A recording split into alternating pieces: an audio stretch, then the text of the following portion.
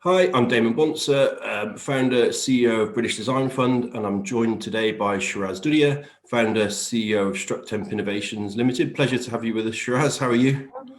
I'm fine, thank you. Yeah, these little sessions we like to do a quick sort of Q&A with with the founders of the businesses as they get investment from BDF, and you've recently received an investment from the second British Design Fund. So really, it's just getting to know you. Tell us a little bit about yourself and the products and the problem you're solving. Really, we'll go through. So do you want to kick off, and Shiraz, tell us a little bit about yourself? Yeah, okay, thanks, Damon. Yeah, so I am Shiraz Dudhia. I'm a chartered civil engineer, and I'm a fellow of the Institution of Civil Engineers. I've been doing basic temporary works for the last 37 years, and I've worked on many iconic structures right across the UK, such as the Aquatics, the West Ham Football Transformation Stadium. I worked on a number of skyscrapers along Liverpool Street Station and Bishopsgate, Waverley Street Station in Edinburgh, and a number of HS2 products. So when you say temporary structures, what's that in sort of plain English? So my expertise is not in permanent works designs, which is the actual product you see at the end of the day, so the actual building or the actual structure itself, but everything which is required to construct that structure. So things like scaffolding, formwork, temporary roads, tower cranes, so when you're hoardings, so whenever you're passing a site, you'll probably see these under construction, and anything which is required during the construction and which requires design, I get involved in that. So all the things that disappear when the nice new building's there. That is right, yeah. And do you want to tell me, tell me a little bit about the product, but also like kind of what is it that you spotted? Because obviously we know what what the venture is all about, but do you want to tell the audience kind of what it was you spotted that was wrong in the market and what led you to start Structemp Innovations, and then a little bit about the product would be great. One of the pressing needs I always found when I'm visiting sites is protruding bolts and reinforcement on construction sites. So you come across protruding bolts, you may not notice them, but scaffold couplers have protruding bolts. And you do hear a lot of injuries happening on construction sites, not only to site personnel, but also to general public when they're walking nearby scaffolding. They do get a brush, they get some of their clothes torn or scratched or whatever when they get in touch with these protruding bolts. And the other main concern I had on construction sites was the reinforcement which protrude out from the columns and bases and beams and slabs which are under construction. Like when you see the bars sticking out from concrete and things like that. Yeah, that's right. The protrusions. Apparently in the US, it's one of the biggest cause for fatalities on construction sites. So there's a big concern about these two items. Well, that was my main concern. And this isn't just necessarily about you being impaled on these things. I guess they can cause you to fall off structures as well. Yeah. So you're kind of innovating and making, your designs are around innovating in the space of temporary works, making them safer for people on site and the members of the public. Do you want to talk us through what some of those products are that we're coming through? Now I know you've got we've seen your pipeline of product and it's very, very exciting. But I appreciate you probably can't talk about all of it because they're at different stages of IP protection. But talk about ones that are protected that you can discuss and that will be coming into market first. Yeah, so initially my main concern was obviously the scaffold coupler itself and the protrusion from the scaffold coupler, and also looking at the rebar itself. So looking at the scaffold coupler, I initially looked at the design of the coupler because it's been in use in the construction industry for over 100 years now, and looking at ways of ensuring that the bolt didn't protrude out. It was always concealed within the coupler itself. So I worked on a new generation of a scaffold coupler, which is undergoing patent, well, it's undergoing patency at the moment in terms of what you call the look and feel and everything else, and making sure it can take the similar loads as the current coupler, that sort of thing. But I thought, whilst that was going on, I thought it was much more urgent to address the status quo at the moment, which was the bolts themselves, which are widely used, and the rebars which were sticking up on construction sites. Now, there are products out there on the market. So for rebar couplers, rebars themselves, there's a product called mushroom caps, which effectively sit on top of these rebars. But hey ho, you know, they always fall out. There's always issues with them. They don't engage themselves properly with the reinforcement. Yeah. And they're quite hard when you look at them in terms of, you know, if you were to fall onto one of these, you still get quite hurt. Yeah. You still get an injury. Yeah. The other thing regarding the scaffold coupler was there are products out there on the market, like the small plastic caps, which effectively go in. They're very, very thin in nature, but still hard, so that even if you were to fall on these, you still get hurt and injured. They don't really protect you. And as a consequence of that, there's new products out there on the market, which are known as army dollar caps, you know, huge couplers, which effectively shroud the whole coupler.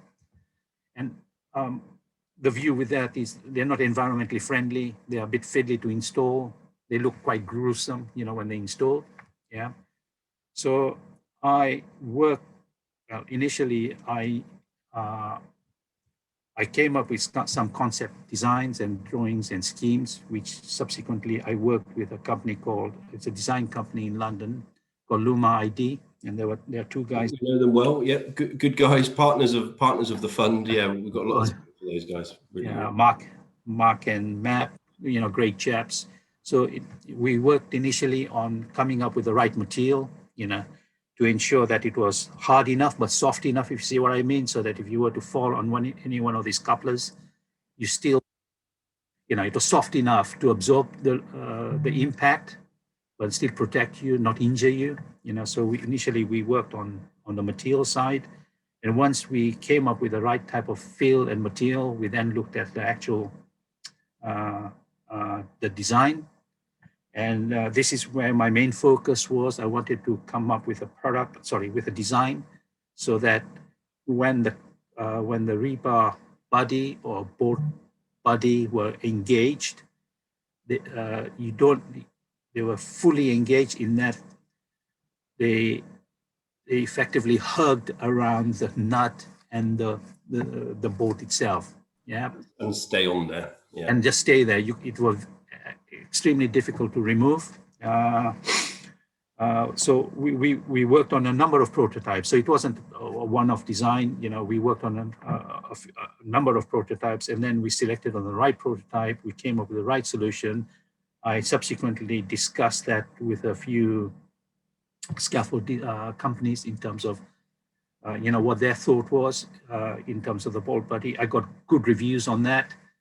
We decided to then take both the bolt body, the rebar body, and the scaffold coupler to the Future Build show last year in March 2020.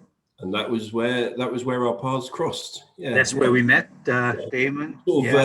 Kind of a bit of a blind date set up by Luma ID, but so Mark invited me to see you at the trade show, and I remember I was very, very impressed by what you had there.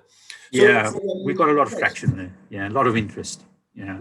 And then what would you say is sort of, you know, during the period of Structemp Innovations, so the product business, what's been the biggest challenge, do you think? I think the biggest challenge is I think the cash flow. I think you know, so the products were there to be done, but it's how you bring them to the market.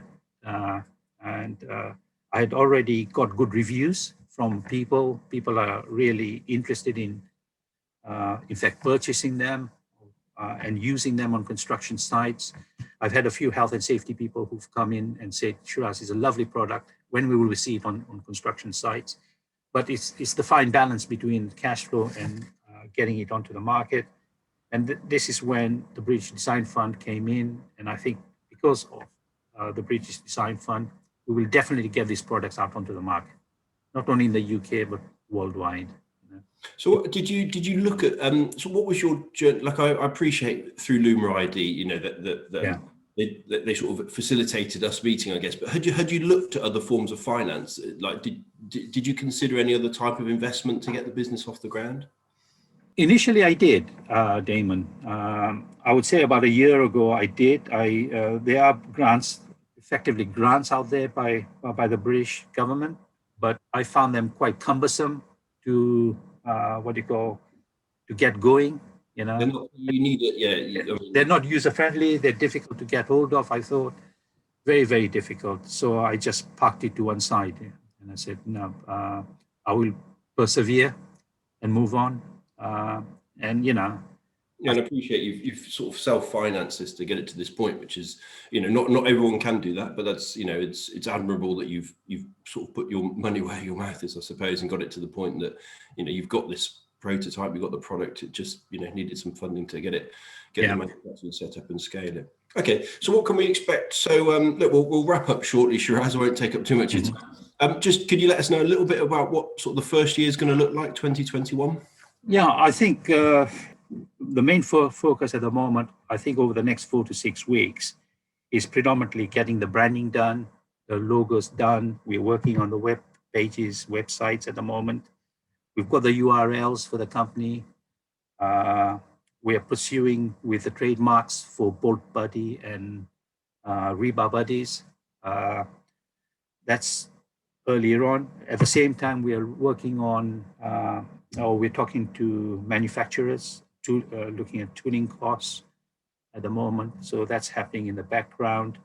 We've had a number of discussions already with them. So I think over the next 4 to 6 weeks, Damon, we'll be concentrating a lot on that, you know, the background, getting the bones, you know, the skeleton, the bones, basically, getting it all. Look, you've got together. You've got the great ideas there. Now we're sort of dressed, you know, let's turn it into a brand, not just a sort of product. And look, obviously, look forward to getting it out to some of those customers as well. Yeah. So subsequently, after about 6 weeks, I then want to start a marketing campaign, either digital or you know, visiting main contractors, that effectively targeting the health and safety departments and informing them about the products and what we do and that sort of stuff. And look, we'll do our bit to help on the marketing as well. That's what we like. Yeah, great, Shiraz. Look, we're really excited. It's going to be a great 2021, I'm sure, and a great sort of. It's going to be an exciting journey with you. It's a great product, and probably by the time this video comes out, the website will be there. We'll start to have some images out, so everyone can actually see what we've been talking about. So it's hard to. That's brilliant. Yeah. Shiraz, absolute pleasure, and we are really glad to have you on board the second fund.